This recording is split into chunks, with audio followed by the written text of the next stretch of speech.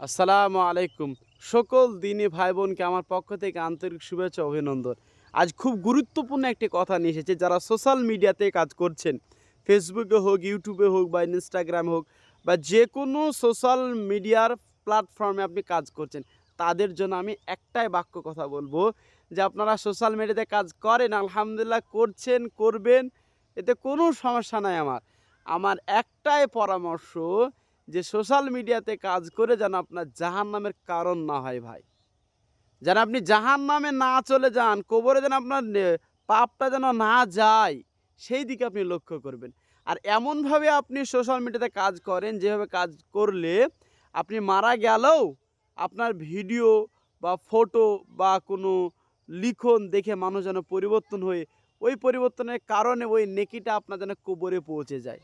এইরকম উদ্দেশ্য নিয়ে যদি আপনি করেন, তাহলে আলহামদুলিল্লাহ আপনি পাপ রাশির মধ্যে অন্তর্ভুক্ত হবেন না। আপনি জাহান্নামে যাবেন না।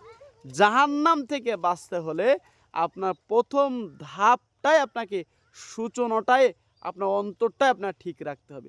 সোশ্যাল মিডিয়াতে এসে উল্টাপাল্টা ভিডিও বা উল্টাপাল্টা পোস্ট আপনি করবেন না ভাই। আপনি আমার দিনী ভাই, যেন আপনাকে সচেতনমূলক বার্তা দিয়ে যাচ্ছি। যারাই ভিডিওটা দেখছেন, অবশ্যই সোশ্যাল মিডিয়াতে যারা কাজ করছেন, যারা কন্টেন্ট ক্রিয়েটার রয়েছেন, তাদের উদ্দেশ্যেই বলছি যে জাহান্নামের কারণ জানা না হয় সোশ্যাল মিডিয়া আপনার জন্য। আপনি কাজ করছেন জাহান্নামের কারণ জানা না হয়, যেন আপনি জান্নাত পান, সেভাবে আপনি সোশ্যাল মিডিয়াতে কাজ করেন। আপনি আমার দিনী ভাই বোন, ভুল হলে ধরিয়ে দিবেন। আসসালামু আলাইকুম।